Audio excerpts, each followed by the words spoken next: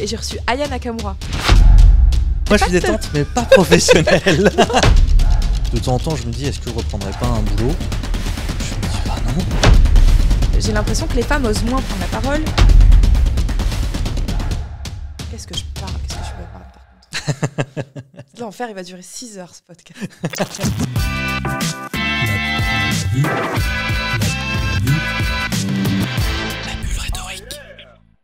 Bonjour à tous et bienvenue dans ce 3e épisode de la Bulle Rhétorique, le Bulle où on parle de la parole sous toutes ses formes. Aujourd'hui, je suis ravi d'accueillir Marie Solis, qui est journaliste, coach en média training, qui travaille actuellement avec Challenge et qui est aussi passée par CNews et Énergie 12. Déjà, est-ce que j'ai oublié quelque chose sur ta présentation ? C'est toujours difficile de se présenter, j'ai fait plein de trucs et j'ai un profil assez atypique, bon peut-être qu'on reviendra dessus, mais c'est déjà pas mal. Ok. On est bien. Très bien, parfait. Alors moi je vais juste dire une chose parce qu'on m'a dit que les 2 premiers épisodes, j'avais invité 2 hommes, qu'il fallait absolument que j'invite une femme. Et je tiens à dire que j'ai invité Marie, non pas parce que c'est une femme, mais parce qu'elle est intéressante. Merci de le soulever et merci d'avoir invité une femme. Pareil, le sujet de la féminité des femmes dans les médias ou dans le coaching ou en général dans l'entrepreneuriat, enfin des femmes dans la société, j'ai l'impression que c'est un réel sujet. J'ai vu que tes invités avaient envie qu'on ait des femmes, que ça réagissait aussi sur les réseaux sociaux et qu'on demandait des femmes. Donc c'est plutôt cool et je suis contente d'être la première femme qui intervient. Parfait. Alors je tiens à dire en plus que j'espérais t'inviter pour le 2e épisode, mais t'étais pas disponible, c'était l'été, il y avait des vacances en cours et c'est bien normal. Alors, je voudrais déjà te poser une première question. Comment est-ce qu'on devient journaliste télé ? Parce que tu interviens principalement à la télé, si je ne me trompe pas. Ouais. Comment est-ce que tu es arrivé vers ce milieu-là, vers ce métier-là ? C'est assez fou. Moi, j'ai un parcours atypique. Comment on arrive à la télé ? Je pense qu'il y a une trajectoire qui est toute faite pour certains. Moi, ça a été un peu plus alambiqué. Quand on y repense, et j'y repensais en préparant, en fait, en me disant je vais aller parler de mon parcours, ce qui fait un peu bizarre d'ailleurs, parce que moi, je suis d'habitude à ta place, tu vois. Donc là, en tant qu'invité, je dis ouh, ça me met une pression, comment je vais parler de moi ? Pas facile. Et je me suis rappelé qu'en fait, moi, ça a toujours été en moi. Ce parcours en fait. J'ai revu des vidéos de moi quand j'avais 8 ans. Avec mon frère, on faisait le JT. J'étais Claire Chazal, quoi, tu vois. Et après, je faisais la météo. Enfin, non, mais c'était assez dingo. Donc, je pense que c'était en moi. Mais moi, j'ai eu un parcours j'ai fait du droit. J'ai fait un master 2 en droit. Parce que je me suis dit, je veux être avocate, défendre la veuve et l'orphelin. Et en fait, je crois qu'au fond, j'avais ça en moi. Donc, j'ai pas un parcours classique parce que j'ai pas fait d'école de journalisme proprement parler. Je me suis formée avec le droit, qui nous donne quand même une certaine manière de penser, qui nous apporte beaucoup de choses finalement, et qui nous mène un peu partout. Oui. On s'en rend compte qu'il y a beaucoup de gens qui ont fait du droit. Je crois que tu as fait aussi un peu. Ouais, je suis aussi passé par le droit. C'était pas très brillant, moi. J'ai mis 5 ans à valider 2 ans. Le principal, j'ai arrêté après. Tu les as validés, c'est bien. Et tu vois, moi, je suis allée jusqu'au bout. Mais finalement, j'ai toujours l'impression aussi d'échec parce que dans ma tête, c'était devenir avocat. Et je suis pas avocat. Et je suis même pas rentrée à l'école d'avocat. Et j'ai raté le concours pour rentrer à l'école d'avocat. Parce que finalement, c'est pas ce que je voulais faire. Et c'est pour ça que c'est assez rigolo, parce que le droit m'a amené là où je suis aujourd'hui. Après, du coup, quand tu as un Master 2 en poche et que tu te dis alors qu'est-ce que je vais faire ? Je veux pas être avocate parce que finalement, j'aime pas ce milieu et c'est pas le métier qui me correspond. Qu'est-ce que je vais faire ? Donc moi, j'ai fait du recrutement, consultante en recrutement. Je suis venue sur Paris parce que je suis de Montpellier. Je suis venue sur Paris et en fait, c'était assez cool, mais je me suis dit, t'es à Paris, c'est cool ce que tu fais comme métier, tu vas pouvoir gagner beaucoup d'argent dans cette voie-là. Plutôt sympa. Ouais, toujours sympa. C'est ça. Mais il manquait un truc. Alors, qu'est-ce que tu vas faire ? Et là, c'est difficile de se trouver, tu vois, parce qu'encore une fois, c'était pas avocat, c'était qu'est-ce qu'on va faire ? Le recrutement, c'était pas vraiment ça. Et en fait, le truc, c'est que j'aimais prendre la parole. Oui. J'aimais prendre la parole en public. Je m'en suis rendu compte. Et c'était le côté théâtral que j'aimais peut-être aussi dans le métier d'avocat. Et je me suis dit, pourquoi pas la télé ? Ça fait rêver. Pourquoi pas ? Et dans ce cas, pourquoi pas aller vers le monde de la comédie ? Il y a pas mal d'avocats qui sont devenus comédiens. J'imagine qu'on te l'a déjà demandé. Non, mais en fait, je l'ai fait aussi. C'est-à-dire que c'est en ça que je te dis que je me suis beaucoup cherchée parce que justement, moi, j'ai adoré la comédie. J'ai fait des formations en comédie. J'ai notamment suivi ces formations de Oscar Sisto. Je sais pas si tu te rappelles, c'est un prof qui a fait notamment la Starac à l'époque. Ah oui, voilà, c'est ça. Qui est assez dingue et c'était juste fou. Je suis passée par les cours Simon, donc un vrai attrait pour le théâtre et la comédie. Depuis toute petite, je fais du théâtre en amateur. Et en fait, je voulais un métier où je peux un peu faire la comédie, mais je peux quand même être moi. Oui. Alors que quand t'es acteur ou comédien, tu endosses un rôle. Ça a été un peu le cas aussi pour les journalistes ou les animateurs télé, radio, puisque tu endosses aussi le costume d'animateur ou de journaliste. Mais je voulais un truc où je pouvais quand même rester moi. Et donc, j'ai fait les cours du soir, une formation qui s'appelle l'ACAD, c'est l'Académie audiovisuelle, qui m'a permis, tout en continuant à travailler dans le recrutement, le soir et le week-end, à aller prendre des cours, m'entraîner sur un plateau télé. Voilà, donc il a fallu que j'ai vraiment la niaque pour faire ce métier-là. J'ai découvert, je me suis dit, ah ouais, c'est ça que j'ai envie de faire. Et on n'était que sur, on va dire, la présentation, l'animation, télé-radio. Et je me suis dit, alors ma cocotte, des nanas qui veulent faire de la télé, qui veulent parler, il y en a beaucoup. Il y en a quelques-unes, Il y en a quelques-unes. Tu vas te former au métier de journalisme pour avoir de la crédibilité, pour arriver dans une chaîne et connaître un petit peu les ficelles du métier et pouvoir être un peu clé en main. Donc je me suis formée, j'ai lâché mon boulot. Je suis devenue stagiaire dans une boîte de production qui faisait des reportages.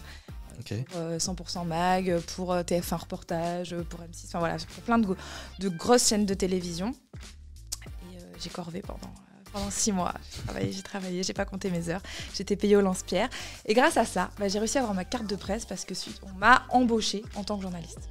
Trop bien. Donc je suis assez contente de me dire que voilà, avec la sueur de mon front, j'ai pu avoir ce Graal de journaliste. Maintenant, je me définis pas que comme journaliste, ça m'aide parce que quand tu dis que tu es animatrice télé ou chroniqueur, t'es pas vu de la même manière que quand tu dis je suis journaliste. Oui. Tu vois, un petit peu le... En fait, on attend presque une double casquette, en fait, quelque chose qui l'accompagne. C'est un peu ça, non ? C'est ça, j'ai l'impression. Et donc, je me définis pas comme journaliste. Moi, c'est pas la quête de la vérité, aller chercher de l'info. Tu vois, parfois, j'ai l'impression de pas être une journaliste, tu vois. J'anime des émissions. Je suis curieuse, donc je me renseigne sur les gens que je reçois.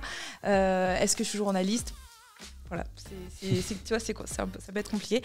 Mais voilà comment je suis arrivée là. Je suis passée par des chaînes très peu vues, très peu regardées. D'accord. Mais j'en suis quand même fière parce que ta carte blanche, en fait, quand tu vas dans des médias qui sont pas connus, qui sont pas regardés, en fait, on ne te demande pas grand-chose. Donc, j'ai fait de l'info people. D'accord. J'ai fait de la radio sur une radio qui s'appelait LFM Radio, qui s'appelle toujours LFM Radio, qui est à Mantes-la-Jolie. Très bien. Tu vois, donc je prenais mon petit bus pour aller à Mantes-la-Jolie.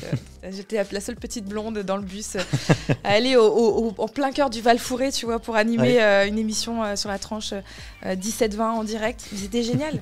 J'avais carte blanche, c'était trop bien. Donc ouais, radio, télé. Moi, c'est plus média. Voilà, radio, télé. Maintenant digital, puisque ce que j'anime sur Challenge, c'est une émission 100% digitale. Mais voilà, je suis passée par du téléachat. Ah oui, je savais pas que tu avais fait ça. Excellent. Ouais, on pourrait vouloir le cacher, mais en fait non, j'ai adoré. Parce qu'on faisait du direct, c'était juste dingue. C'était pour QVC, le géant du téléachat dans le monde. Ils ont lancé ça en France il y a quelques années. Ça a été un bid total. Ouais, j'allais dire, j'ai pas souvenir d'un truc comme ça. Alors personne n'en a entendu parler.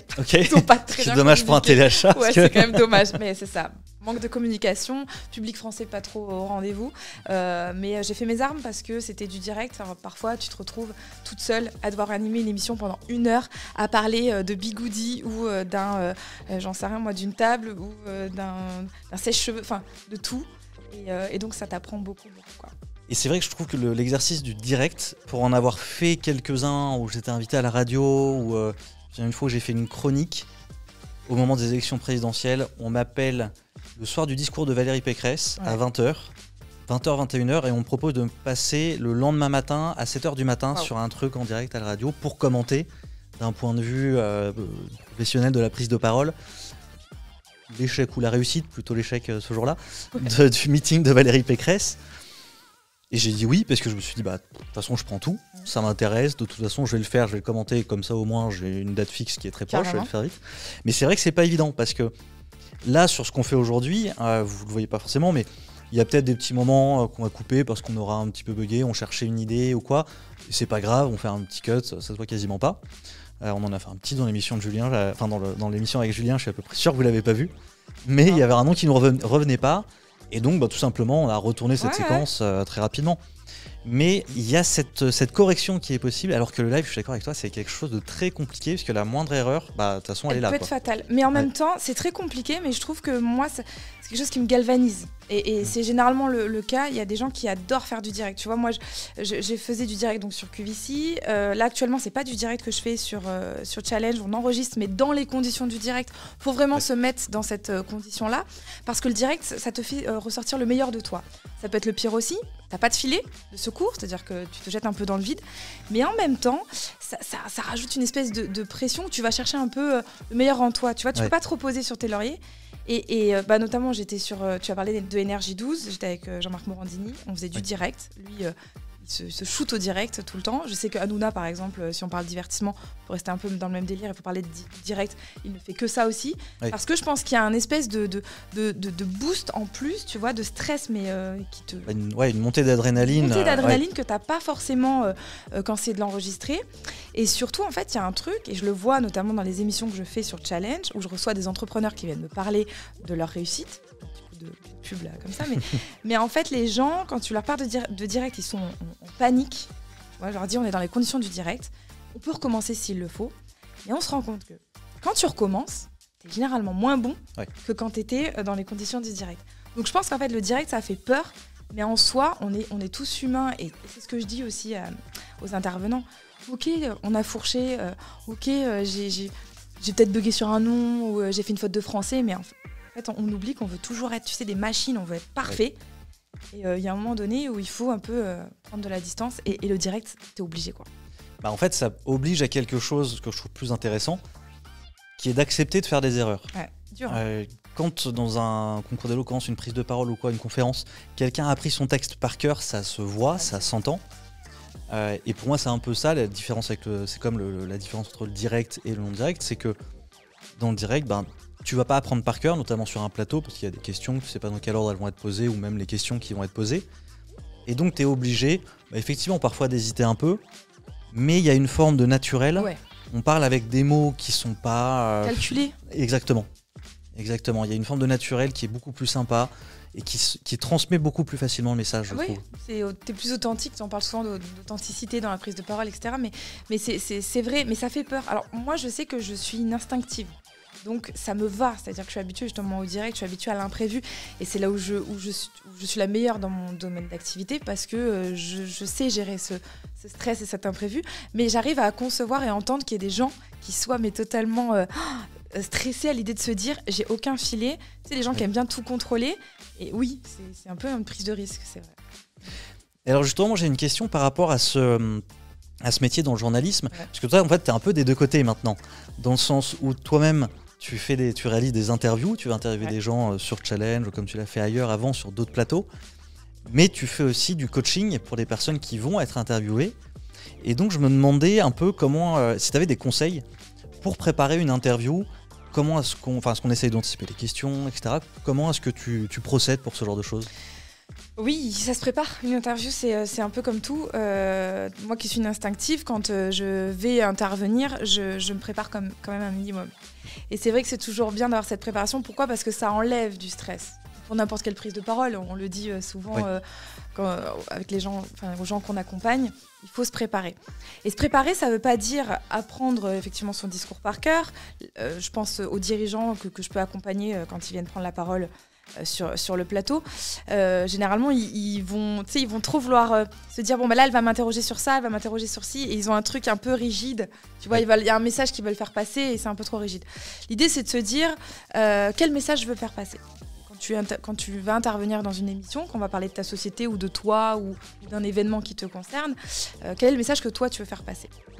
Se renseigner aussi peut-être quand même sur l'émission dans laquelle tu passes, parce que sur l'émission ou même sur le journaliste c'est ce que j'allais te dire. Pour aller plus loin, je pense l'émission, pour connaître le ton de l'émission, savoir un petit peu si ça va être décontracté, est-ce qu'on va t'attaquer, tu vois, parce qu'il y a aussi des émissions où tu sais que tu vas être sur le grill, des émissions où c'est feel good et c'est juste pour apprendre à te connaître. Voilà, c'est quand même bien de savoir où tu mets les pieds, et c'est quand même bien justement de te renseigner aussi sur l'intervieweur, le journaliste qui va être là, pour connaître un peu le ton de ses questions aussi, savoir où il va. Donc je pense que la base, c'est de savoir vraiment où tu mets les pieds, les conditions aussi peut-être. Est-ce qu'il va y avoir du monde sur le plateau ? Tu vois, là, on est tous les deux.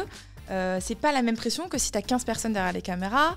Ouais. Ça joue énormément aussi, parce que tu te sens observé, tu es peut-être moins à l'aise. Donc se renseigner. Et sur le message, savoir le message que tu veux faire passer, pour être sûr de ne pas passer à côté avec le stress. Des fois, on se dit, merde. Souvent, moi, je vois les intervenants, ils se disent « Ah, je voulais dire ça et j'en ai pas parlé. » Tu vois, ça les angoisse. Ouais. Alors, t'en as qui ont carrément des notes. Moi, j'essaie de leur... en plus, j'ai la chance d'avoir ce rôle d'intervieweur, de journaliste, mais comme je suis coach aussi en prise de parole en public, en média training, j'essaie de les coacher avant l'émission. De mettre à l'aise, leur dire « Vous inquiétez pas, là, je vous conseille... » On n'est que tous les deux, tout va bien, etc. Il y en a qui n'arrivent pas à se détacher, tu vois, ils ont leurs notes, ils savent qu'ils doivent dire ça. Alors c'est souvent quand c'est des grands groupes et qu'il y a une espèce de pression du groupe où il faut absolument passer tel message, avoir telle image, etc. Mais je pense qu'il faut arriver il faut préparer, avoir sa colonne vertébrale, mais c'est un peu comme de parole, je pense. Oui, je pense aussi, mais c'est quand même un exercice un peu différent, dans le sens où... différent. Tu parles d'une colonne vertébrale, moi ce que j'appelle la colonne vertébrale, c'est la structure de mon discours. Ton discours. Dans une interview, on ne sait pas dans quel ordre les choses vont se dire. Ça, c'est sûr. En fait, tu parles de l'ordre et c'est hyper important. Tu peux savoir déjà en amont. Le tout, c'est aussi, tu peux demander à l'attaché de presse ou à la personne qui te book cette interview, ça va parler de quoi ? Il y a une thématique ? Tu vois, savoir si déjà il y a une thématique d'émission, si toi, quel genre de questions tu vas avoir. C'est rare qu'un journaliste te donne les questions qui va te... Ça, c'est clair. Donc, il y a aussi une inconnue, il y a ce stress. Est-ce que je vais être piégée ? Est-ce que je vais savoir répondre ? Voilà. Donc, tu sais plus ou moins la thématique, le message que tu veux passer, mais effectivement, tu ne sauras pas dans quel ordre. Et ça aussi, c'est important. Tu as des gens, moi, qui me disent, parce que quand je fais une interview, j'appelle les gens en amont, j'essaie de me renseigner sur leur entreprise, savoir un petit peu qui ils sont. Et je leur dis, on me demande, vous me direz avant les questions ? Non, je te dirai pas les questions, mais t'inquiète pas, il y aura... Moi, en plus, c'est une émission où il n'y a pas de piège. Il n'y aura pas de piège, il n'y aura pas de questions pièges, mais ça ne sera pas dans l'ordre exact. Et puis, si tu me parles... une interview, c'est comme une conversation. Tu me dis un truc, par exemple, je sais pas, là, tu veux me parler justement de la colonne vertébrale. Je vais rebondir sur ça, je vais pas attendre la fin de l'émission parce que dans ma tête, en 5e question, je m'étais dit je veux lui parler de sa colonne vertébrale du discours. Bah non, c'est tout de suite qu'il faut y aller, tu vois. Et ça, c'est vrai que ça peut les déstabiliser un petit peu, mais voilà, faut se préparer à ça. Se préparer à se dire que rien ne peut se passer comme prévu, quoi. Donc ça, c'est rassurant. Il y a l'apparence, parce qu'on parle de la tenue quand on prend la parole en public, c'est d'autant plus vrai sur un plateau de télé. C'est-à-dire on n'a pas du tout le même style aujourd'hui. Moi je suis vraiment détente de chez détente. Attends, moi je suis détente mais professionnelle. Tu vois. Alors moi je suis détente mais pas professionnelle. Non, c'est pas vrai. Mais c'est important le look. Et le look quand c'est filmé, c'est l'image qu'on veut renvoyer. Toi, là, tu as peut-être envie justement de renvoyer l'image, et je te connais un peu, de quelqu'un de cool et à la fois professionnel. Et c'est ce que ton look renvoie. Là, moi, aujourd'hui, j'ai pas de talons aiguilles, alors que quand je suis sur un plateau télé, j'ai des talons aiguilles, mais je peux très bien être en jean aussi, tu vois. Donc, il y a des codes, et les codes à la télé, ils existent. Donc, ça, c'est important de se préparer sur ça aussi. Et je sais plus le reste de ta question, mais voilà, sur la préparation, c'est les choses que je dirais, et puis arriver à se dire... voilà, ça va aller, quoi, ça va le faire. Ouais, c'est stressant parce qu'il y a une petite touche supplémentaire de stress sur la télé parce que tu as des spots, parce que tu as des caméras, et ça, c'est vrai que c'est stressant. Tu disais tout à l'heure que les questions n'étaient pas annoncées par les journalistes. Et en fait, moi, j'ai travaillé avant comme attaché de presse pour des politiques. Et on avait parfois pas forcément toutes les questions. Mais on pouvait dire, par contre, telle question. Je veux pas. Je vous le dis tout de suite. Le président il répondra pas, c'est un président de département, j'ai pas été attaché de presse d'Emmanuel Macron, mais je vous dis tout de suite, le président ne répondra pas à des questions sur ce sujet-là, donc vous pouvez les poser si vous voulez, mais il risque de partir, ou en tout cas c'est sûr qu'il répondra pas et il vous demandera de passer à autre chose. Et parfois on avait même directement les questions, ça m'arrivait de travailler avec des journalistes, on préparait l'interview à deux pour voir un peu les sujets que voulait placer le président ou le député pour lequel je bossais. En fait je pense que ça dépend du média dans lequel tu interviens. Moi, je me rappelle que... alors, nous, dans l'émission que j'anime là actuellement, il n'y a pas de question de piège. S'il y a un sujet que l'intervenant ne veut pas aborder, moi, mon rôle, c'est pas forcément d'aller titiller là-dessus. Voilà. Mais quand j'étais dans la boîte de production dans laquelle j'ai commencé, notre but, c'était un peu d'enquêter, d'aller chercher, d'aller fouiller un petit peu... là où ça fait mal. Et c'est vrai qu'il y a ce côté un peu piégeant de poser des questions. Où on nous avait même dit en amont, ça je répondrai pas. Puis une fois que la caméra est allumée, on y va, quoi, tu vois, et on va sur le sujet. Donc je pense que ça dépend vraiment du média. Et c'est pour ça qu'il faut faire attention aussi quand on intervient dans un média. Et c'est pour ça que c'est important de se renseigner, de voir Est-ce que je vais être mise à mal ou est-ce que je vais plutôt être valorisée, quoi. Ouais. Tu vois ? Ouais, je comprends tout à fait. Après, il y a toujours des surprises. Je me souviens de cette Toujours. interview de François Mitterrand à l'époque, où le journaliste lui pose la question sur les écoutes de l'Élysée. Et a priori, je crois que c'est un journaliste avec lequel il s'entendait bien. Et ce jour-là, le journaliste a décidé de dire « Ok, tant pis, je vais griller ma relation avec lui, mais je peux pas ne pas poser la question. » Et en fait, il est sorti complètement en dehors de tout ce qui était prévu, tout ce qui avait été cadré avant. Je sais plus si c'était du direct ou pas, mais en tout cas, ça a été diffusé comme ça. Et il y a ça aussi, c'est qu'il y a il peut y avoir une relation de confiance entre la personne interviewée et le journaliste. Et c'est un peu comme le off, d'ailleurs, dans le journalisme, que le journaliste va décider ou non de respecter. C'est compliqué, la frontière, elle est complexe. Hein. Ouais. De se dire, est-ce que justement je joue ma cartouche pour ma carrière parce que je suis animée par le fait que je veux que la vérité sorte et là je vais faire un coup ou est-ce que je suis plutôt sur le sentiment, sur la relation. Moi, c'est pour ça aussi que je me recule un peu du journaliste dans la mesure où j'ai pas du tout cette ferveur. Moi j'aime la relation, je suis plus dans la relation, j'aime les gens. J'ai plus d'empathie et je déteste le conflit. Je déteste me dire que l'autre s'est senti piégé. Je déteste ça et je pense que c'est pour ça que j'aurais jamais pu, et je le dis vraiment en toute honnêteté, être une super journaliste. Et d'ailleurs, j'ai vraiment pas la prétention. Je suis journaliste parce que sur le papier je le suis et parce que dans mon métier, oui, je travaille, je vais chercher de l'info, etc. Mais voilà, je pense qu'il y a plein de formes de journalisme. Ouais, ça, je suis entièrement d'accord. Et tu parlais tout à l'heure aussi du stress. Justement, avec tes clients ou avec les personnes que tu interviews avant pour leur permettre de se détendre, d'être plus à l'aise, est-ce que tu as des exercices ou des petites choses comme ça que tu proposes ou des fonctionnements de méditation ou j'en sais rien, mais des choses pour passer au-delà de ce stress en dehors de la préparation? On sait tous les deux, et je pense que la plupart des personnes le savent, que la préparation est bien sûr essentielle et permet d'être décontracté, mais des trucs vraiment dédiés au stress en lui-même. Ouais, des petits tips. Moi, tu vois, c'est vrai que j'accompagne des gens. J'ai pas de formation en sophrologie, en méditation, en théâtre. Enfin voilà, même si j'ai moi-même fait quelques cours, mais je connais pas ces grandes théories, on va dire. Donc c'est plutôt des trucs que moi je m'applique. Je me rends compte que les gens ont tendance à se précipiter avec la peur. Le stress rajoute vraiment cette notion de rapidité et on veut vite se débarrasser, on veut vite se lancer. Moi, je vois quand je fais du média training pour des entrepreneurs qui veulent faire des pitchs ou des webinaires ou choses comme ça, tout de suite c'est « oui, bonjour, nanana », et ils se lancent, ils vont direct. Et moi, je suis tendance à parler très très vite aussi et à vouloir me lancer. Et en fait, ce que je conseille juste, c'est vraiment juste avant de prendre la parole. Alors, je n'ai pas vraiment d'exercice de relaxation. Déjà, prendre une grande inspiration, tu vois, pour se poser, pour s'ancrer. Et même quand c'est de la télé, peu importe la prise de parole, mais c'est de prendre le temps de respirer, de se poser avant de parler. Et moi, c'est plutôt, pas sur l'inspiration, mais c'est plutôt sur le mindset, de se dire, pour ouvrir un peu le visage, de sourire et de se dire, je suis hyper content d'être là. En fait, moi, je pense que l'enthousiasme, c'est vraiment la base de toute prise de parole en public. Et c'est d'autant plus vrai en télé. Pourquoi ? Parce qu'en fait, la télé, ça démultiplie totalement l'image. C'est-à-dire que si tu fais la gueule, tu vois, en télé, si t'es pas content, mais c'est multiplié par 15. T'as l'impression que le gap est vraiment fermé. Ouais. Et du coup, t'es obligé... Et à l'inverse, pour que le sourire soit vraiment...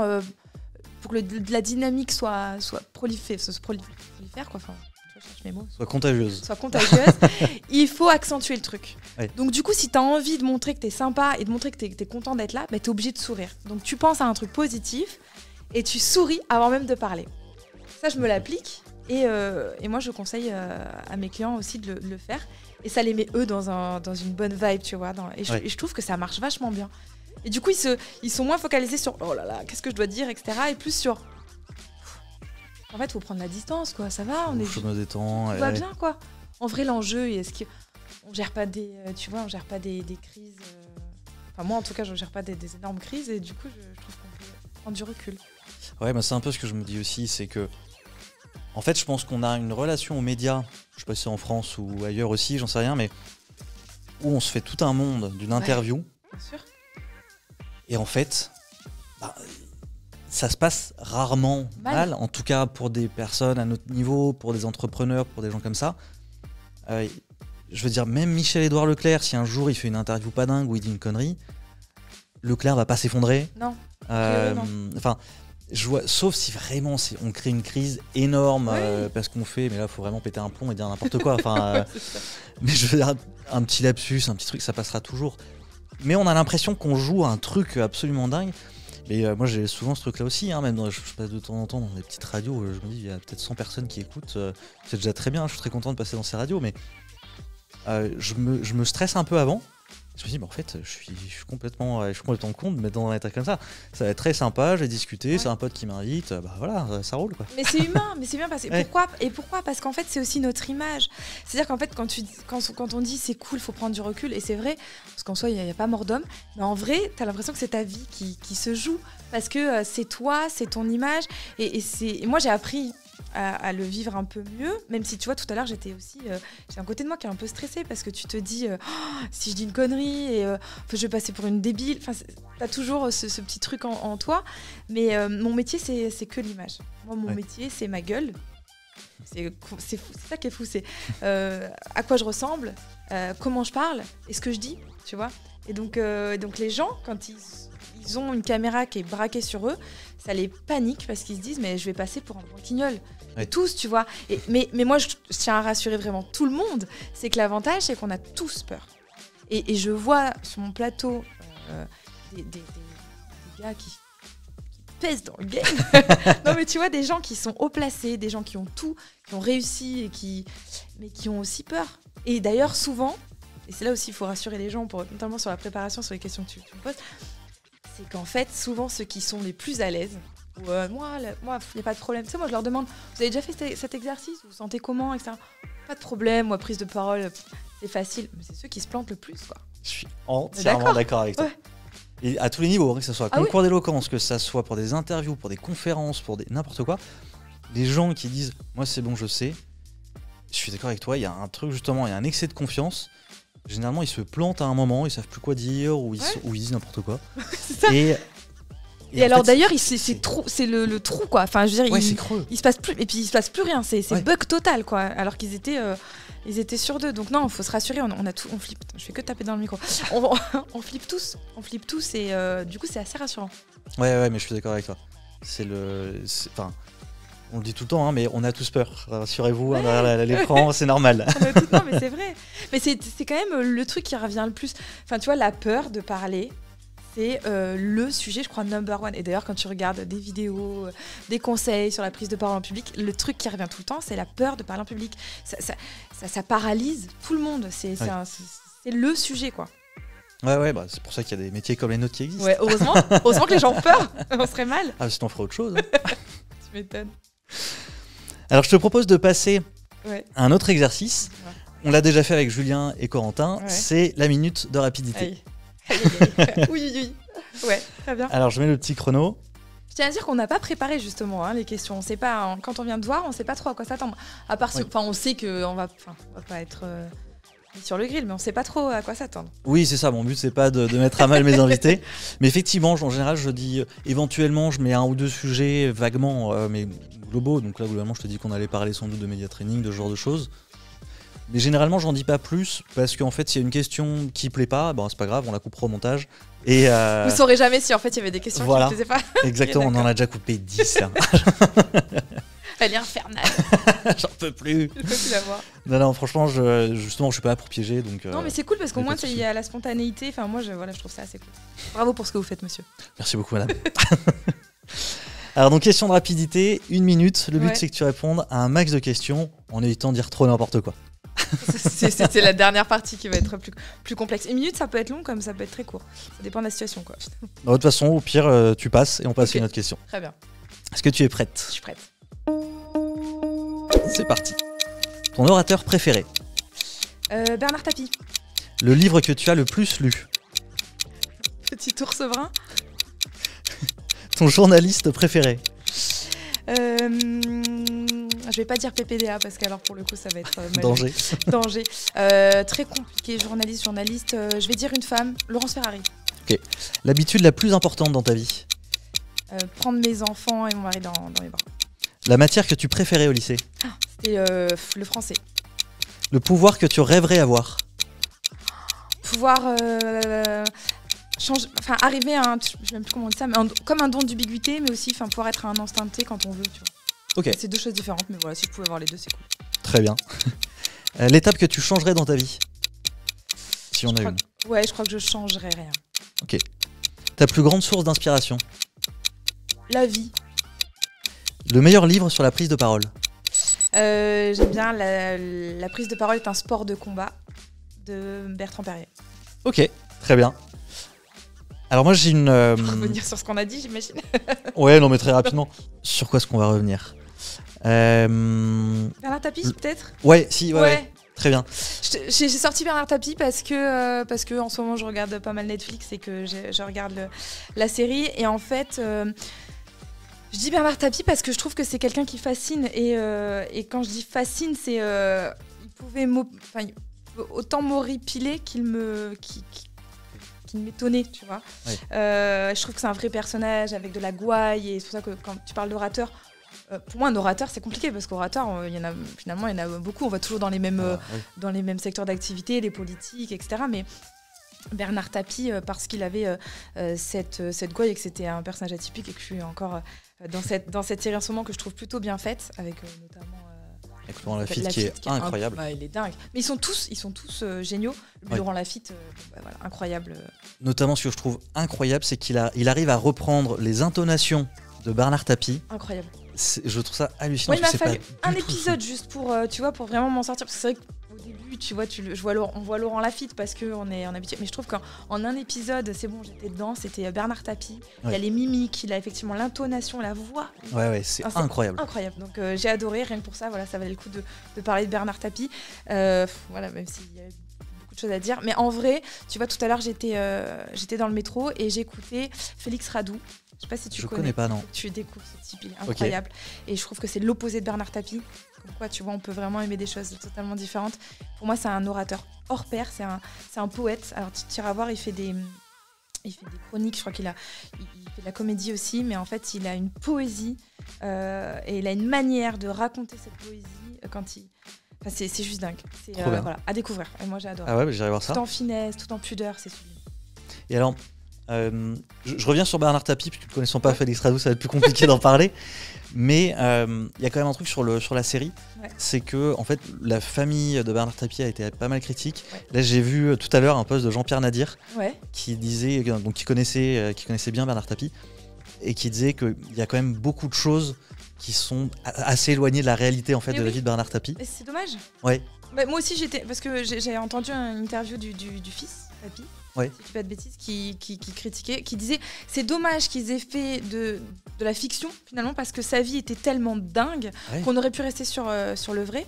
D'ailleurs, tu vois, je me suis même posé la question des enfants. Parce que moi, je me dis, mais attends, mais il manque des gosses dans le. Bah oui. Et en fait, d'ailleurs, ils ont fait. Dans la vie, je crois que il n'a pas divorcé de sa première femme, sa femme est décédée. Ouais. Oui, voilà, on est d'accord. Donc alors, c'est assez fou. Je comprends pas trop le parti pris. Même si c'est bien, je trouve que c'est vraiment bien ficelé, bien fait. Ouais. Et même si on reste d'ailleurs un peu sur sa fin, peut-être qu'il y aura une suite, je sais pas, mais moi je suis restée un peu sur ma fin. Je sais pas toi, mais je me suis dit. Ouais, je pense qu'il reste plein de choses à raconter sur sa vie. Ouais. Mais c'est vrai que j'ai été étonnée et limite un peu déçue parce que tu le découvres d'une certaine manière et du coup tu sais plus trop ce qui est vrai, pas vrai. Et en plus, c'est d'autant plus étonnant que c'est le fils de Jacques Séguéla qui est à la réalisation. Et Jacques Séguéla était très proche de Bernard Tapie, ils étaient amis, donc son fils, j'imagine, connaissait bien aussi la famille de Bernard Tapie. Et c'est là que je trouve vraiment étonnant cet éloignement à la réalité. Ouais. J'ai pas trop compris. Mais clairement, pourquoi pas, ça en fait parler, tu me diras.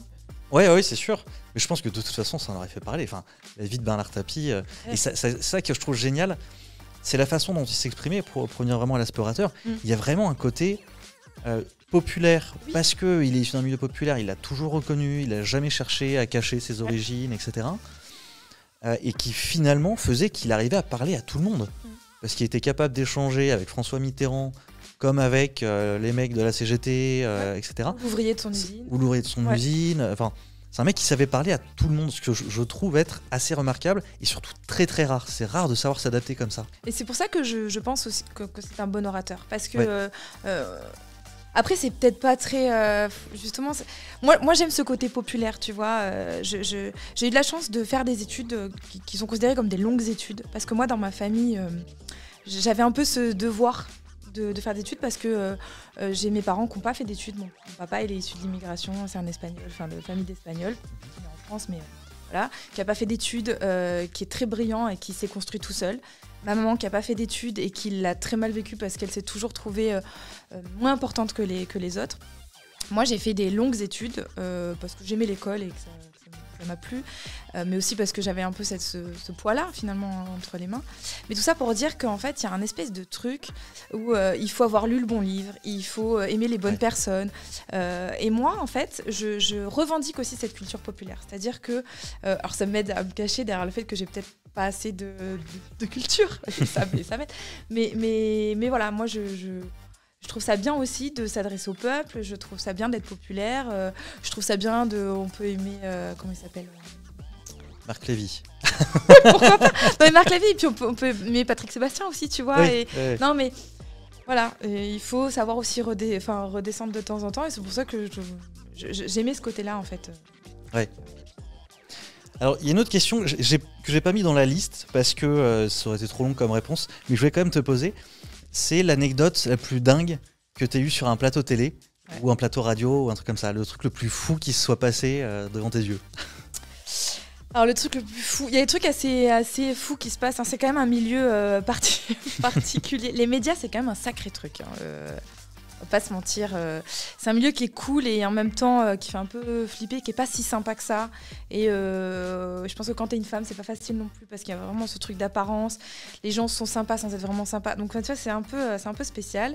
Un truc fou. Bon, moi, comme je te disais, j'étais plutôt sur des médias et sur des choses qui étaient un peu intimistes, qu'on connaissait pas beaucoup. Mais par exemple, je pense pas un truc fou, mais je repense à une personne. C'est les gens qui sont un peu fous. En fait. Moi, j'étais je te parlais de LFM tout à l'heure, la radio. Bah, je repense à ça, parce que du coup, j'étais quand même donc au cœur du Val-Fouré. Donc encore une fois, ça c'était quand même assez fou. Et j'ai reçu Aya Nakamura avant même qu'elle ne soit aussi connue, tu vois. Excellent. Et en fait, ce qui est fou, c'est que la nana était déjà comme elle est là. C'est-à-dire qu'elle était déjà une resta. Faut quand même se resituer. C'était il y a une dizaine d'années. J'étais dans le Val-Fouré sur une radio qui écoutait que dans le 78, même si c'est une radio de qualité.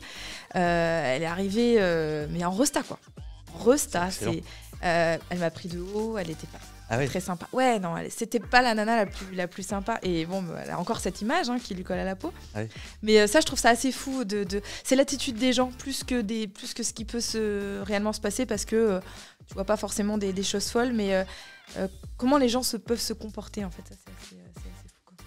Bah, surtout, j'imagine que ça, c'est peut-être quelque chose que tu as vu aussi. Tu peux avoir une différence entre quand la caméra est éteinte et quand la caméra est allumée, des gens qui se transforment, qui d'un coup ont l'air super sympas alors qu'il y a 5 minutes ils étaient détestables. Quoi. Mais d'ailleurs, si on parle de ça, des gens détestables, des gens... tu vas parler de moi, c'est ça? Ouais, je suis horrible derrière la caméra. En vrai, il est vraiment pas cool. Non, mais dans ce milieu qui fait rêver, des médias, je vais pas me faire des amis, mais les gens, ils sont pas très sympas, quoi. Et les plus grands animateurs qui font rêver tout le monde et qui sont super sympas, je pense que c'est ceux qui sont finalement pas les plus cool, quoi.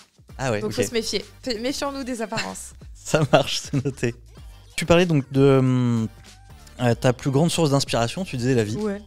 Est-ce que c'est un truc en particulier dans la vie, c'est-à-dire observer des choses, j'en sais rien? Oui, moi bon, c'est un peu bateau du coup comme réponse. La vie, c'est facile, ça permet d'englober plein de choses, mais en fait les gens, moi j'adore observer les gens, je te disais tout à l'heure que j'aime les gens, mais c'est vrai, j'adore écouter leur vie, leur poser des questions, j'adore me mettre à une terrasse. Tout à l'heure j'étais à une terrasse de café, là, parce qu'on est en plein cœur de Paris. Depuis que j'ai déménagé en banlieue, mon Dieu, j'ai plus trop l'occasion de le faire, mais tu te poses à une terrasse de café, tu regardes les gens, qui s'embrouillent, tu regardes les gens qui se regardent, regardes, et en fait tout ça, je trouve que c'est hyper inspirant. Donc parfois c'est pas la peine d'aller chercher très très loin, il se passe plein de choses dans la vie. Donc c'est vraiment quand je te parle de la vie, c'est la vie de tous les jours, c'est une conversation que je peux avoir avec la caissière quand je fais mes courses, parce que moi j'adore parler à tout le monde. Et c'est mon père qui était comme ça. Mon père, quand on allait faire les courses, c'était insupportable pour les gens de derrière, mais pendant 10 minutes, il parlait avec la nana à la caisse, tu vois. Et, c'est ces échanges que tu as avec plein de monde. Et c'est ce qui fait aussi que j'arrive à ne pas être impressionnée par des gens qui sont haut placés. Ouais. Tu vois, je te parlais de ma mère. On va chez un médecin, elle est tétanisée parce qu'elle se dit, il a fait des études, il est important. et il me fait peur. Ouais. Et ben moi, j'ai de la chance d'avoir rencontré des grands hommes. Et tu me parlais de Séguéla. Moi, Séguéla, j'ai mangé avec lui il n'y a pas si longtemps. Ah ouais. Ouais, donc c'est assez Passionnant, cool. ce mec. Ouais. Ouais, incroyable. J'ai rencontré plein de gens qui sont inspirants, qui font flipper. Mais en fait, ils sont comme toi et moi. Et en fait, si tu écoutes un peu les gens, si tu parles avec les gens, tu te dis que tout le monde est un peu pareil. C'est marrant, ça me rappelle un truc que j'avais fait. Il faudrait que je reprenne ce projet un de ces jours. J'avais commencé à écrire un bouquin de nouvelles quand j'étais étudiant, donc j'écrivais des nouvelles. Et en fait, j'avais trouvé un nom, c'était Vie vraies et inventées ou un truc comme ça. Mais en gros, ça partait d'histoires qui étaient complètement vraies, d'histoires dingues qui me sont arrivées quand j'étais étudiant, notamment quand je gérais une asso étudiante où je me retrouvais dans des histoires avec le monde de la nuit à Aix-en-Provence qui n'est pas toujours très sain, avec des histoires un peu dingues. Des gens que j'ai rencontrés dans des soirées, ou en rentrant de soirée, enfin des histoires un peu dingues comme ça. Et parfois c'était aussi des trucs qui étaient complètement inventés, mais toujours qui partaient d'un truc que j'avais vu, une personne que j'avais croisée, et où j'essayais d'inventer un truc, une histoire à cette personne complètement dingue. Et j'adorais faire ça. Et le but que je voulais, c'est ne jamais préciser dans le livre ce qui était vrai, ce qui était inventé. Ouais, tu vois, c'est pas mal ça. Ouais. Et il faudrait que je reprenne ça. C'était assez carrément, marrant. C'est hyper intéressant. Mais c'est ça, de se dire, tu sais, je parlais de la terrasse d'un café, mais ça peut être dans un aéroport, dans une gare et tout, d'imaginer la vie des gens. Moi, en plus, je suis hyper curieuse. C'est même un peu limite déplacé. J'adore écouter les conversations des gens, tu vois. Je viens de te dire, j'ai un casque Bose. Ouais. Et donc, tu peux très facilement couper le truc sans que ça se voit. Et en fait, du coup, l'insonorisation se coupe. Et quand je vois des gens qui sont en train de s'embrouiller, où je me dis, putain, ça a l'air intéressant, mine de rien, je coupe le son juste pour écouter. Et je fais semblant d'écouter mon truc génial. encore, quoi. C'est le meilleur, pour moi, c'est le meilleur des films, c'est le meilleur des séries, c'est de voir les gens, leurs embrouilles, c'est leurs préoccupations. Moi, j'adore ça, quoi. Je me régale. Après, j'ai fait tu vois, tu parles des histoires dingues, j'ai fait du fait divers, pas mal de faits divers. Donc avant d'interviewer des entrepreneurs, j'étais sur du fait divers. Je repense à ce que tu m'as demandé tout à l'heure, les choses les plus dingues que j'ai pu voir. Sincèrement, c'est dans l'émission que j'ai fait. C'était Crime et faits divers, la quotidienne, on était en direct, on recevait des gens qui venaient nous parler, qui venaient témoigner d'histoires horribles et improbables qu'ils avaient eux-mêmes vécu ou que leur entourage avait vécu. Et là, c'était glaçant. Et là, je voyais vraiment des trucs dingues. Ah oui, j'imagine. Ouais, c'était fou. C'était dur. C'était très, très dur, mais c'était fou. Et puis, ça t'aide, tu vois, encore une fois, à prendre du recul. À te dire, ça va, quoi. Ouais. Alors, je te propose de passer à une autre séquence. Ouais. Tu vas reprendre ton rôle. Ouais. C'est une séquence qu'on avait un peu initiée rapidement la dernière fois avec Julien. Ouais. Où pour le coup c'est l'inverse. C'est toi qui vas me poser des questions pendant peut-être 5 minutes. Hein. L'idée c'est pas de centrer le truc sur moi pendant trop longtemps. Et donc moi je vais reprendre le rôle de l'interviewé. Et toi tu reprends ton rôle de journaliste. Ah, j'adore. Pendant quelques minutes. Donc je t'écoute. Jean-Corentin, bonjour. Bonjour Marie. Toujours bonjour à son ami. Bonjour Marie Solis. Oui, s'il vous plaît. Non, pourquoi la prise de parole ? Parce que c'est marrant quand on voit ton parcours, tu fais plein de trucs. Les gens ne le savent peut-être pas, mais non, mais il faut. C'est bien, tu mets en valeur tes invités, c'est très cool, mais tu fais vraiment plein de trucs, c'est assez impressionnant. Je suis assez étonnée. Alors ma première question, c'est pourquoi ? Pourquoi ça ? Et j'aurai d'autres questions qui viendront après. Alors en fait, la prise de parole, c'est un truc qui me passionne depuis très longtemps. Ouais. Moi, à la base, j'étais quelqu'un d'assez timide. Ouais. J'ai un père militaire, donc je déménageais tout le temps, et donc j'ai dû passer au-delà de cette timidité. Donc déjà, il y avait cet aspect de la prise de parole, pas en public, entre guillemets, mais vraiment déjà aller vers d'autres personnes, passer sa timidité. Et puis un jour, en seconde ou troisième, ma prof de français nous a fait lire un bouquin qui s'appelle Le Cri de la Mouette, qui est écrit par Emmanuel Laborie. Ouais. Et c'est la fille d'un mathématicien, en tout cas d'un scientifique, très réputé. Mais je connais du coup plus la fille que le père. Et en fait, sa fille est sourde et muette. D'accord. Et dans ce livre, elle raconte sa vie et tout ce monde de la surdité. D'accord. Et que je trouvais passionnant. Donc j'ai eu cette deuxième accroche avec la communication entre personnes par ce monde vraiment à part. Et donc ça m'a passionné, le monde de la surdité m'a passionné. Ensuite j'ai mis en place avec mon lycée une option langue des signes dans mon lycée puisque je voulais absolument apprendre ça, etc. J'ai pas retenu grand chose. Mais salut, ça va? Ouais, voilà. Ça c'est quoi ça déjà? C'est pas. Je vais te répondre en langue des signes. Un truc comme ça aussi sur la douceur maman. Enfin ouais non, très bien, je te coupe. En fait c'est vraiment un signe interne. Donc c'est Voilà, mais j'ai retenu 2-3 petits trucs. Mais donc il y a eu ça. Et en fait, je voulais, un peu comme toi en fait, j'ai commencé le droit en me disant je veux devenir journaliste, avocat ou politique. Ouais. C'était marrant d'ailleurs, un jour, j'ai failli me faire agresser dans la rue, c'est la BAC qui est intervenue, et puis après il me demande ce que je voulais faire, je leur dis journaliste, politique ou avocat, il se tourne vers son collègue, il me dit oh putain, le gamin il veut faire journaliste, avocat ou politique, tout ce qu'on n'aime pas. Génial. Rigolo. Donc voilà, mais j'ai commencé ces études de droit, et en fait, première année, c'est purement du théorique, L'horreur. et j'ai jamais été quelqu'un de très théorique. Alors finalement je le deviens un peu avec la prise de parole parce que j'ai toujours une approche malgré tout je pars de la théorie, mais là c'était vraiment que de la théorie pendant une année, j'en avais ras-le-bol. Et en fait je me suis mis dans l'assaut, dans le BDE, et là j'avais un projet que j'ai pu lancer qui est de créer un concours d'éloquence. Donc j'ai créé un concours d'éloquence à la faculté de droit d'Aix-en-Provence, qui existe toujours d'ailleurs, qui s'appelle le concours Démosthène. Trop bien. Ensuite je suis parti à Toulouse pour continuer mon droit, mais vu que j'ai redoublé une deuxième fois, mes parents m'ont dit on t'éjecte de là, tu vas continuer ailleurs, ça n'a pas bien marché. Et puis voilà, j'ai continué, ensuite je suis parti en école de commerce, je suis rentré dans une asso qui s'intéressait aussi à la politique, à l'éloquence, à tout ce domaine-là. J'ai terminé à Sciences Po Aix-en-Provence où j'ai étudié la communication publique et politique, j'ai travaillé avec des élus pendant quelques temps. Et puis il y a eu le Covid, et je me suis retrouvé au chômage le premier jour du Covid. J'ai récupéré mes affaires à l'Assemblée nationale et il fallait que je sois rentré avant l'alarme qui indiquait qu'on devait être chez nous. Donc là, un peu compliqué. Et je me suis dit, ok, qu'est-ce que je fais ? Il y a 2 trucs qui me passionnent depuis très longtemps. C'est la cuisine et la prise de parole. La cuisine, pendant le Covid, c'était pas dingue. Ouais. Donc, ouvrir un Même restaurant, si Cyril Lignac avait réussi à changer un peu le truc. Effectivement, ouais. mais ouvrir un restaurant, etc., c'était galère. C'était mieux. Et puis non, j'ai parlé avec des gens qui étaient dans la restauration qui m'ont dit, en vrai... c'est un boulot de taré, viens pas là-dedans, je pense pas que ça te correspondra. Et donc, il me restait la deuxième option qui était la prise de parole. Et donc, ça faisait à peu près 15 ans que j'étais passionné par ça. Donc, je me suis lancé, un peu hésitant au début. Ouais. Je continuais quand même à chercher du boulot un peu, de temps en temps. Et puis, en fait, ça a marché et j'ai pu faire ce qui m'éclate. Donc, ça fait 3 ans que je fais un boulot qui m'éclate. Très bien. Donc voilà pourquoi la prise de parole. Ouais, c'est un beau parcours. C'est pas facile de trouver sa voie. Tu vois, voix VOIE, VOX, ça va aussi avec ce qu'on fait. Et ça mélange tout parce que si on t'écoute, tu voulais être journaliste, regarde aujourd'hui, non, mais tu le fais. Politique, tu t'en es occupé. Ouais, je continue un petit peu encore. J'ai quelques engagements politiques. Largement rabaissé parce que j'ai quand même besoin de beaucoup de temps pour ma boîte. Mais de temps en temps je fais encore quelques trucs. Et justement tu parles de ce que tu fais. Comment tu fais pour tout faire ? Parce que c'est assez dingue. Moi j'hallucine. Je me dis mais moi les journées c'est l'enfer. J'ai pas assez d'heures dans une journée déjà.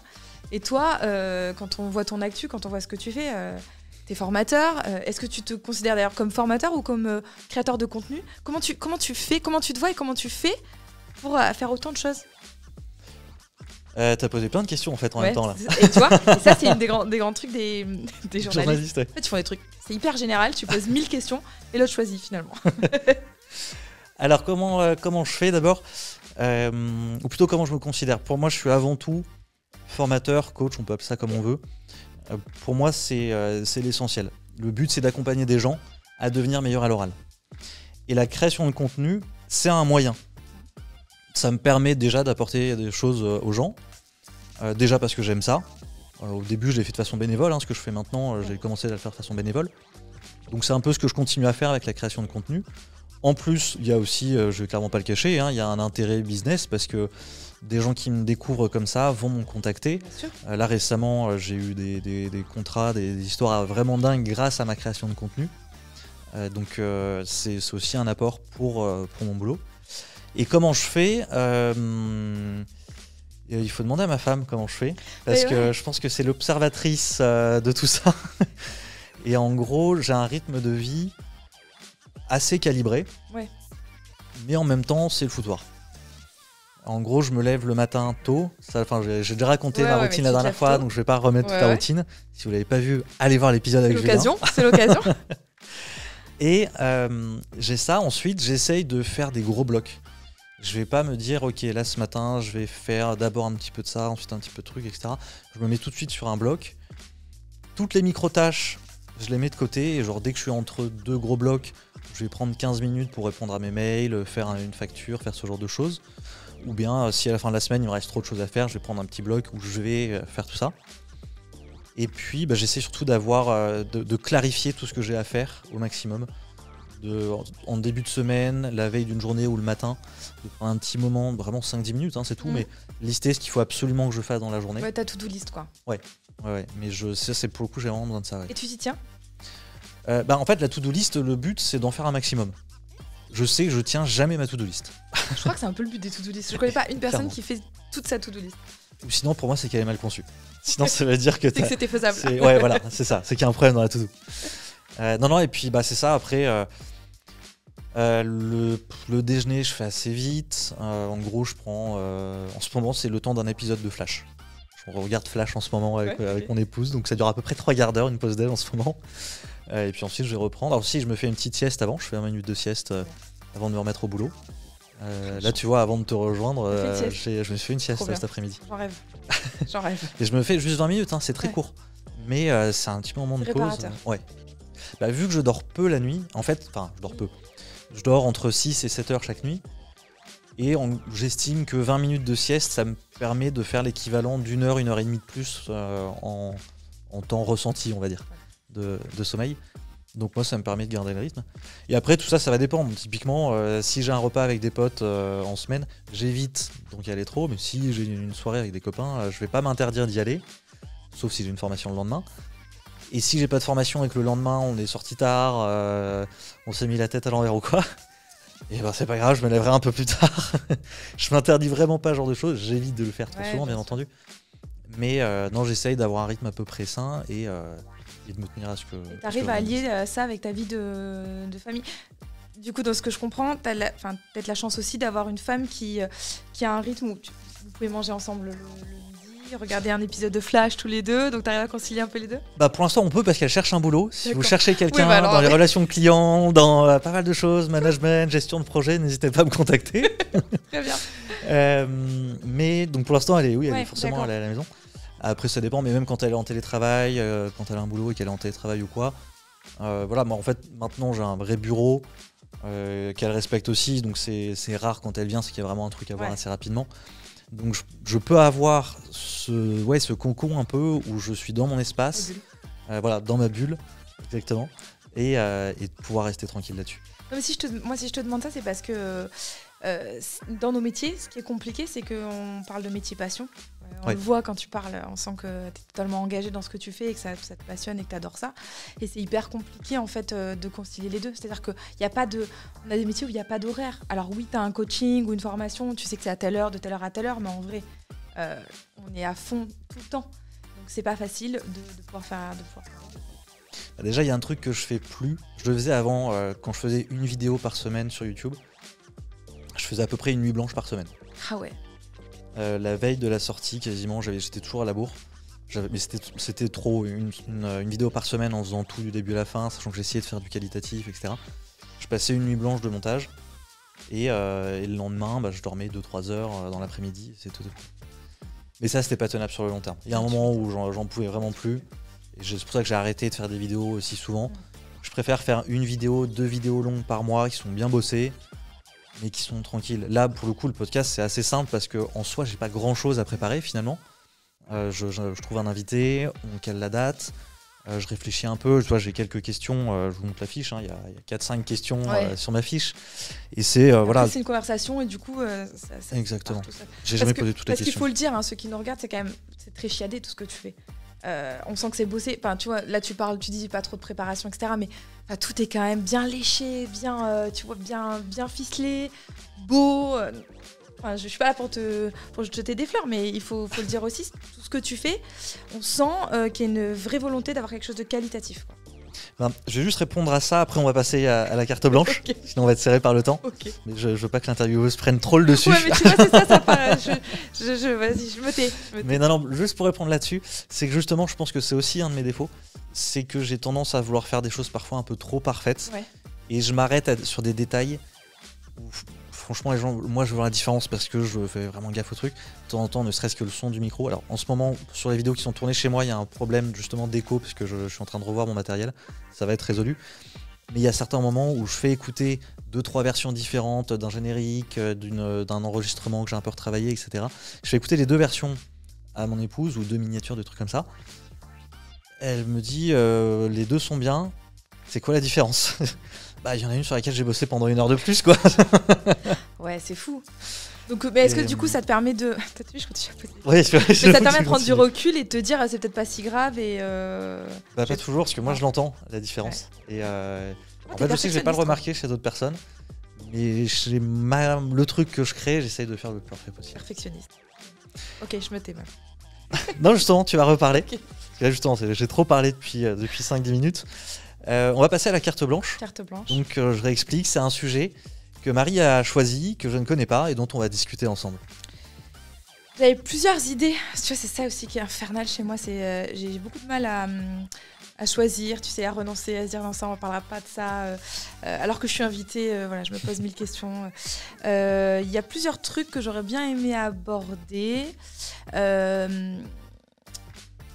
Il y avait la place on a parlé de la famille, mais aussi de la femme. Tu sais, on parlait de femmes en ouverture, donc on pourrait reparler des femmes peut-être là maintenant.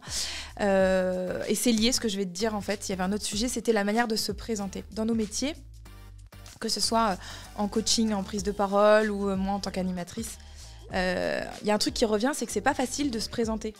Même dans la vie de tous les jours. Tu vois, tu rencontres quelqu'un ou tu vas à un entretien d'embauche ou tu vas à une soirée.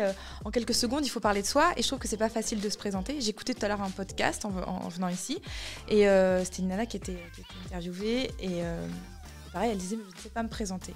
Ouais. Il y a pas longtemps, j'ai été au téléphone avec une future cliente, enfin, je l'espère, c'était un premier contact que j'ai eu suite à... J'ai animé la journée de l'entrepreneuriat féminin du 92. Trop bien.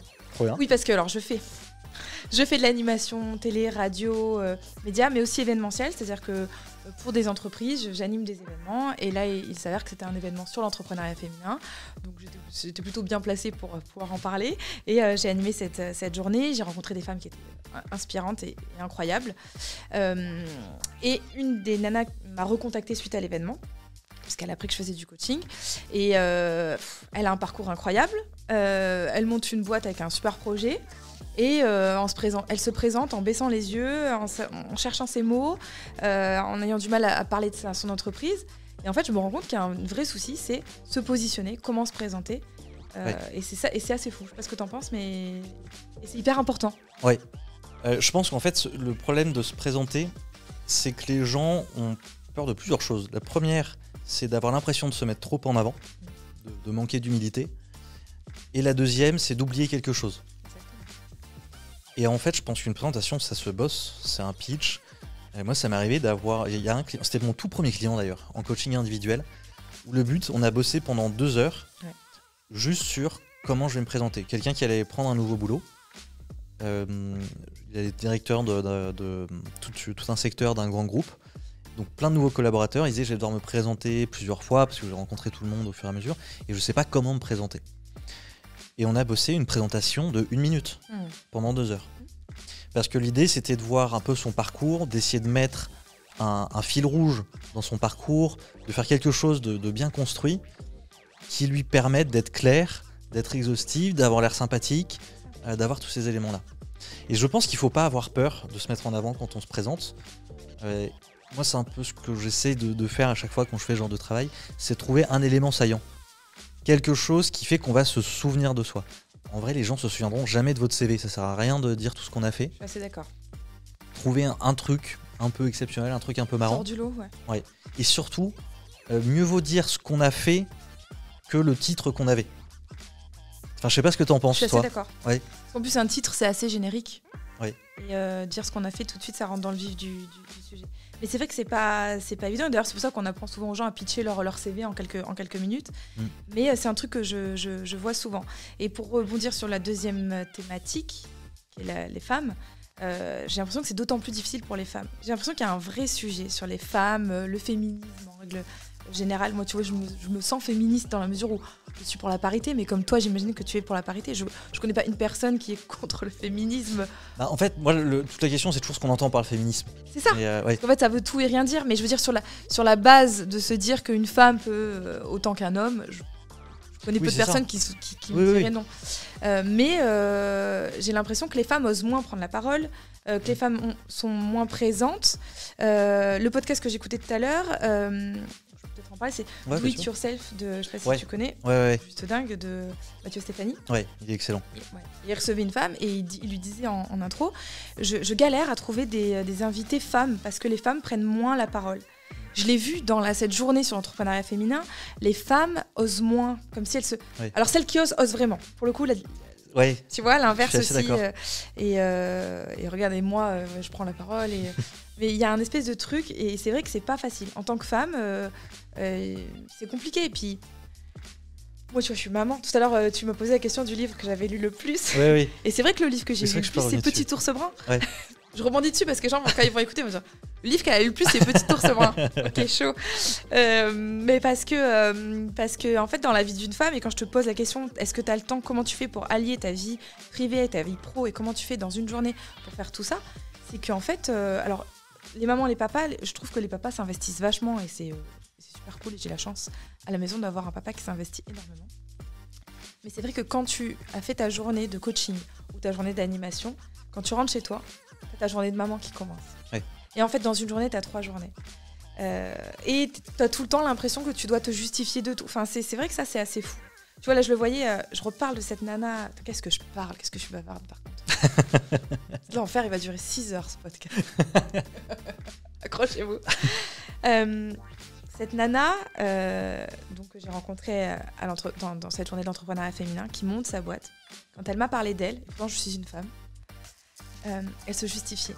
Elle dit voilà, j'ai fait 15 ans, et en plus dans des grandes boîtes. Elle avait un poste d'encadrement, quelque chose tu vois, de très stylé. Ouais. Elle me dit oui, et donc en fait j'ai changé de voie, donc là j'ai monté ma boîte parce qu'en fait, il y a eu une séparation, mais elle cherchait ses mots, elle se justifiait, et en fait je dis mais est-ce qu'on est vraiment obligé tout le temps de se justifier d'un parcours ? Moi j'étais dans le recrutement, et quand j'étais dans le recrutement, ce que j'ai appris de les bases du recrutement, sur un CV, tout se justifie effectivement. T'es pas obligé tu vois, quand quelqu'un qui est parti 1 an faire le tour du monde, comment je vais faire pour en parler ? En fait, c'est ta vie, ça t'appartient et t'as le droit de faire des choses. T'es pas obligé de toujours te justifier pour avoir une belle image en face de, tu vois, face de toi. Et puis, en fait, et même au-delà de se justifier, c'est assumer ce qu'on a fait, en fait. Je veux dire, quand moi j'étais en stress, quand je passais mes oraux à l'école de commerce et que je devais expliquer que j'avais mis 5 ans pour valider 2 ans en droit, j'étais comme ça. Ouais. Mais en fait, tout simplement, j'avais fait d'autres choses. J'étais dans les assos, j'avais été élu étudiant, j'avais mené une campagne, j'avais fait des trucs qui étaient quand même assez costauds. Et je me disais, bah ok, en fait, j'ai juste pas le même parcours. C'est ça. Et au final, je pense que ça a beaucoup plu, j'ai été reçu partout. Voilà. Parce que juste c'était différent, et c'est pas grave d'avoir un truc différent. Mais toi, tu y as pensé comme une force, et j'ai l'impression que les gens oublient qu'en fait, ils veulent tous rentrer dans des cases et se disent, il faut que je dise ça. On revient sur la représentation. Oui, bien sûr. Mais en fait, faut pas oublier que tout ce qu'on a fait nous a mené là où on est aujourd'hui. Et ça a été une pierre qui nous a permis d'arriver là où on est et d'être qui on est.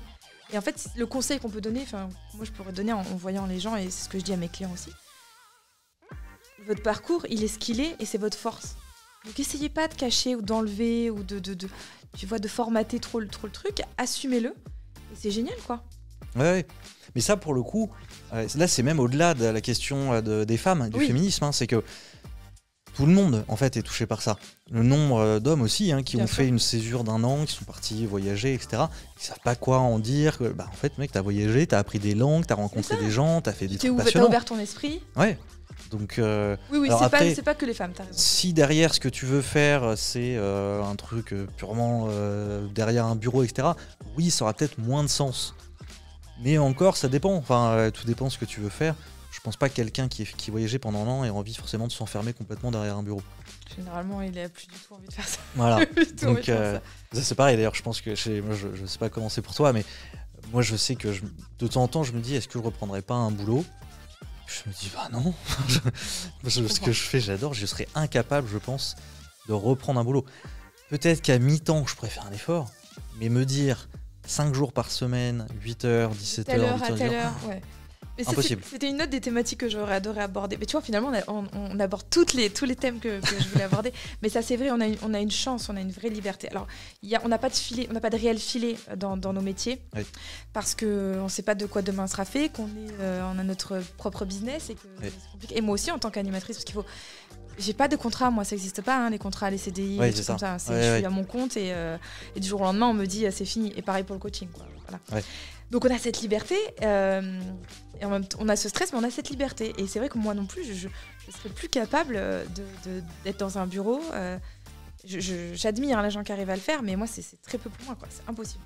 Ah ouais, mais Quand t'as goûté à ça, c'est impossible. moi, en fait, ne serait-ce que dans mon rythme, parce que ce que j'ai pas précisé la dernière fois sur ma routine, c'est que donc j'ai mon truc le matin, ensuite je me mets à bosser, et puis généralement vers 11h ou 11h30, ou après la sieste l'après-midi, ou en fin d'après-midi, mais j'essaye d'aller en dehors des horaires où les gens des bureaux y vont. Je vais me faire une heure de sport à la salle, parce que je suis peinard, il y a quasiment personne, et ça me saoulerait de faire le truc avec tout le monde, quoi. Ouais, mais ouais, c'est vrai que ça, c'est quand même une chance. D'ailleurs, ça me fait penser qu'il faut que je fasse du sport. Faut que je m'y remette. C'est tous les jours. La procrastination, c'est vraiment un vrai sujet aussi, ça. Tous les jours, je me dis, allez, demain, je me remets au sport. Bah ça, ouais, bah de toute façon, après, arriver. c'est des... Ça, alors, là-dessus, je te conseille le bouquin de Onur Karapinar, D'accord. sur les habitudes, c'est génial. bien. Et notamment, il te dit, en fait, te dis pas tout de suite que tu vas faire 1 heure de sport, tu n'arriveras jamais à en faire une habitude.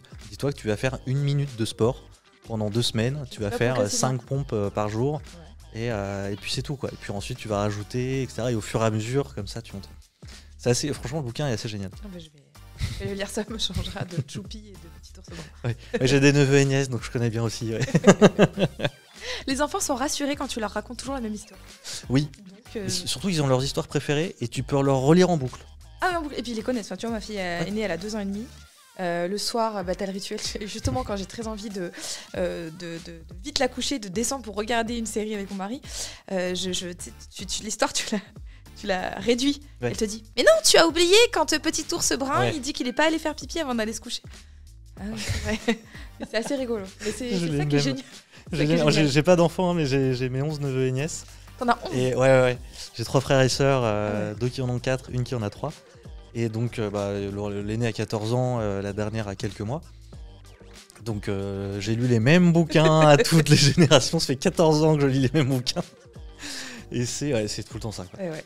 Mais c'est marrant Ah oui, de c'est voir génial. les réactions qu'ils ont, Génial. de trucs. Ça me fait trop rire. Ouais, non, j'avoue, c'est génial.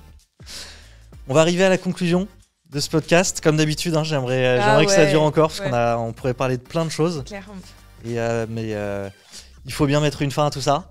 Ça fait toutes les bonnes choses en une fin. Déjà, est-ce que tu veux rajouter quelque chose, dire une dernière chose? J'ai beaucoup parlé. Mais en tout cas, ouais, non, c'est très cool comme échange. Faut que tu continues. Il y a vraiment plein de choses à faire. Trop bien, c'est prévu, hein, vous inquiétez pas. Ah, J'ai peut-être même, vous me direz d'ailleurs ce que vous en pensez dans les commentaires. J'envisage de faire 2 interviews par mois, Ouais. mais faire la deuxième non pas en studio mais en visio, Ouais. ce qui me permettrait d'avoir des personnes qui sont peut-être un peu plus loin, de faire des choses un peu plus simples. Éventuellement aussi des interviews plus longues. Donc à voir, si ça vous intéresse, dites-le moi dans les coms et on mettra ça en place. En tout cas, merci beaucoup. Où est-ce qu'on peut te retrouver? Alors j'essaie, place de Clichy, non je rigole. On peut me retrouver sur Challenge, donc Challenge c'est Challenge Média, hein, c'est une émission sur les entrepreneurs, ça s'appelle le Talk Entreprise, donc ça c'est mon actu. J'essaie un petit peu de me montrer maintenant sur les réseaux. Sur TikTok notamment. Ouais. Ouais. J'en suis au balbutiement de tout ça, mais voilà, TikTok, Instagram, LinkedIn, Marie Solis, hein, c'est pas très compliqué. Ça marche, de toute façon je mettrai tous les liens dans la Ok, description. super. Donc tout y sera. Moi d'ailleurs, vous pouvez aussi maintenant me retrouver sur TikTok et Instagram. Je m'y suis mis aussi Instagram depuis aussi peu de temps. Ah, bien joué. Ouais, en fait je publie à peu près les mêmes vidéos. On va le dire, mais Mais c'est ça qui est compliqué dans le contenu, dans je la recoupe. création de contenu. en fait je recoupe les contenus tels que je les fais sur TikTok et je les redécoupe pour que ça rentre sur la minute 30 d'Instagram. Donc il vaut mieux aller sur TikTok. Très bien. Donc vous pouvez nous retrouver sur tous nos réseaux, sur TikTok, Instagram. Encore une fois, on vous met tout ça dans la description. Dites-nous en commentaire si vous avez des questions sur les sujets dont on a discuté aujourd'hui. Je transmettrai les questions à Marie ou elle viendra les voir directement dans les commentaires. Et puis dites-nous aussi si vous avez des idées pour les prochains épisodes, des personnes que vous voudriez qu'on interviewe, soit des métiers, soit des personnes bien identifiées, et je ferai mon possible pour les recevoir. Et comme d'habitude, Surtout, ne vous abonnez pas, comme ça vous êtes sûr de rater les prochains épisodes. Allez, ciao et à très bientôt.